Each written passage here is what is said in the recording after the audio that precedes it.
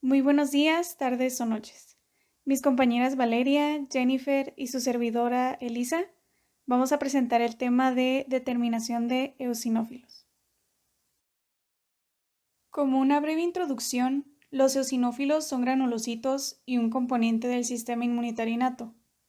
Estos tienen una variedad de funciones, incluyendo las de defensa contra infecciones parasitarias, en las que son especialmente importantes, defensa contra bacterias intracelulares y modulación de las reacciones de hipersensibilidad inmediata, donde se encargan de degradar o inactivar mediadores liberados por mastocitos, como la histamina, los leucotrienos, los fosfolípidos y la heparina.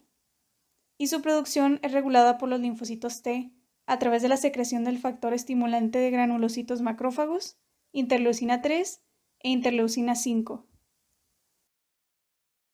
En condiciones normales, los eosinófilos representan del 1 al 6% de las células circulantes en el torrente sanguíneo, aproximadamente de 100 a 500 por microlitro de sangre, pero pueden elevarse como consecuencia de trastornos alérgicos, infecciones por parásitos o cáncer. A esto se le conoce como eosinofilia y según el número de células por microlitro, se clasifica en leve, moderado y grave. Una enfermedad representativa de la eosinofilia por trastornos alérgicos es el asma. Esta es una enfermedad caracterizada por el estrechamiento de las vías respiratorias en respuesta a alérgenos, infecciones, irritantes, ejercicio físico, estrés y ansiedad. Los síntomas más frecuentes son tos, sibilancias y sensación de ahogo.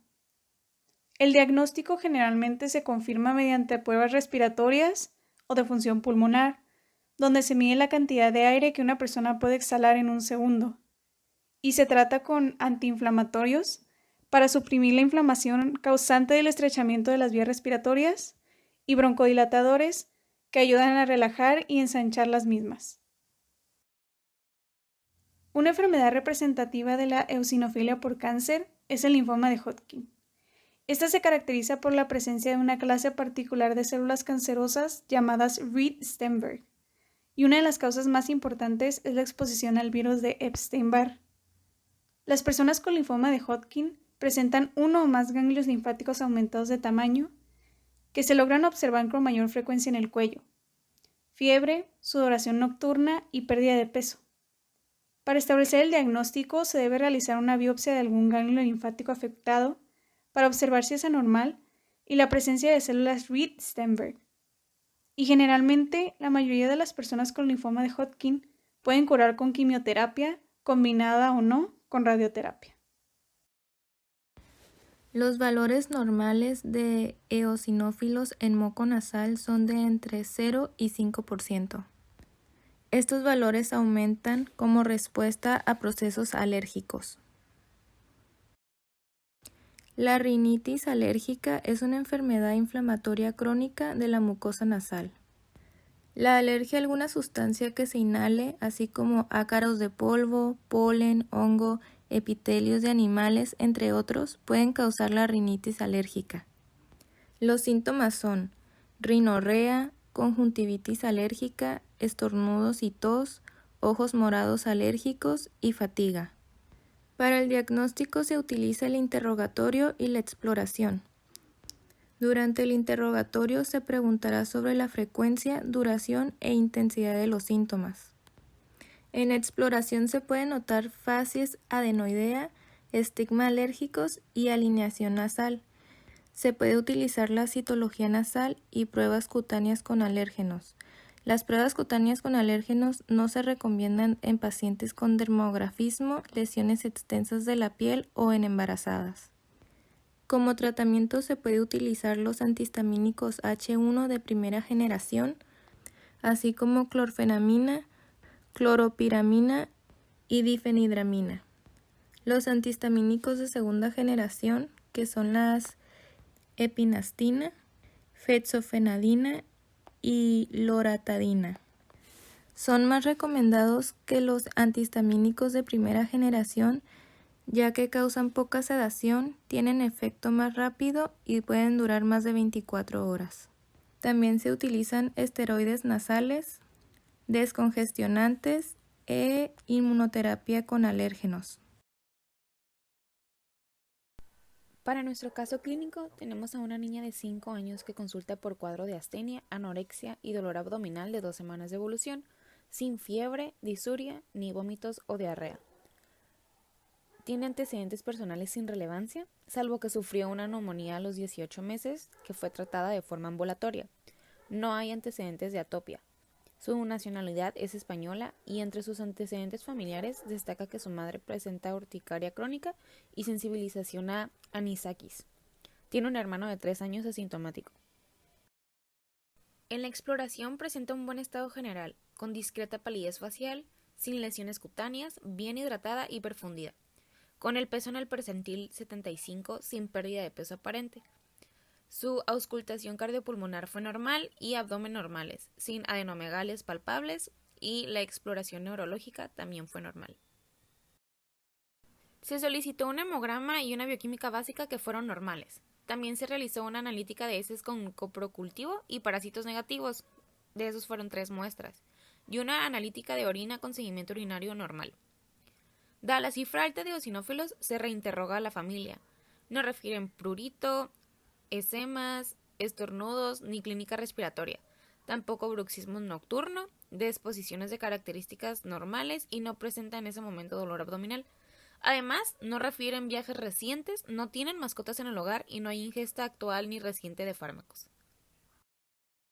Se repite la analítica sanguínea 3 semanas después, pero la eosinofilia persiste, con unos valores de 1950 eosinófilos totales por microlitro y resto de hemograma normal. Se amplía la bioquímica. Ácido úrico de 6,3 gramos por decilitro. Lactato deshidrogenasa de 190. Creatina fosfocinasa de 87. Inmunoglobulina E elevada. Serología para el virus de la inmunodeficiencia humana VIH negativa. Y radiografía de tórax normal. Tras confirmar con la segunda analítica la eosinofilia y haber realizado pruebas de primer nivel que no demostraran causa aparente, se deriva para estudio a la consulta de hematología del hospital de referencia y se objetiva una cifra de 2.310 eosinófilos por microlitro. El resto del hemograma y la bioquímica, incluidos los niveles de ácido fólico y vitamina B12, es normal. Las serologías, incluida la del VIH, son negativas. Y se repiten 3 muestras de heces para estudios de parásitos que también resultaron negativas. Se decide instaurar terapia empírica con mebendazol, tras lo cual se objetiva una disminución de los niveles de eosinófilos hasta 370. Presentamos un caso de eosinofilia moderada con unas cifras de eosinófilos iniciales de 1536 y máximas de 2310. La eosinofilia se define como el aumento de eosinófilos totales y no como el aumento del porcentaje. La podemos clasificar en eosinofilia primaria, secundaria e idiopática. La eosinofilia primaria es la expansión de un clon de eosinófilos y aparece generalmente en el contexto de neoplasias hematológicas como las leucemias agudas o los trastornos mieloides crónicos. El síndrome hipereosinofílico es el aumento de eosinófilos por encima de 1500 durante un periodo mínimo de 6 meses con lesión tisular de un órgano diana como pueden ser el pulmón, el corazón, la piel y el tejido nervioso, en ausencia de una causa secundaria. La principal causa de eosinofilia es la secundaria a parásitos. Otras causas secundarias frecuentes son la atopia, los trastornos eosinofílicos gastrointestinales y el uso de ciertos fármacos.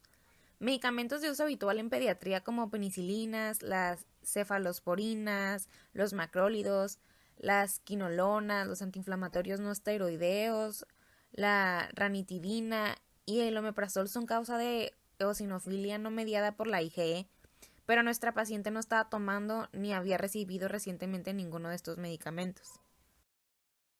Se preguntó por sintomatología cutánea y respiratoria, dado que el asma alérgica, la dermatitis atópica y la rinitis alérgica pueden producir eosinofilia, aunque en general asocia valores más bajos de eosinófilos que son menores a 1500. Y dentro de los trastornos alérgicos es importante descartar los trastornos eosinofílicos gastrointestinales, como la esofagitis, la gastritis y la colitis eosinofílicas. Pero nuestra paciente solo refería un dolor abdominal inespecífico que había mejorado espontáneamente sin ninguna otra clínica gastrointestinal. Las infecciones, principalmente las parasitarias, son la principal causa de eosinofilia en la edad pediátrica. Los helmintos, mediante la activación de los linfocitos Th2, generan IgE que produce eosinofilia. Los niveles de eosinófilos en sangre varían según la respuesta inmunitaria del huésped, el tipo de parásito y la fase en la que se encuentre. Por esto es importante conocer si el paciente ha realizado viajes recientes o procede de una zona endémica para orientar hacia un tipo de parásito u otro. Se solicitó estudio de parásitos en heces en 6 ocasiones, que fue persistentemente negativo. La sensibilidad de una única muestra es baja, en torno al 40-60%, porque depende de cómo se recoja y almacene, del número de elementos parasitarios en las heces, a menor número, menor capacidad de detección, del tipo de parásito y de la fase evolutiva en la que se encuentre. Por ello se recomienda recoger 3 muestras diferentes con una separación entre ellas de 2-3 días. Hizo análisis con técnicas de concentración parasitaria. La mayoría de las fuentes víricas y bacterianas agudas producen eosinopenia, que podría normalizar las cifras de eosinófilos en pacientes con eosinofilia previa. Una excepción serían en ciertos retrovirus como el VIH o el virus de la leucemia, linfoma de células T, humanas 1 y 2, que producen eosinofilia.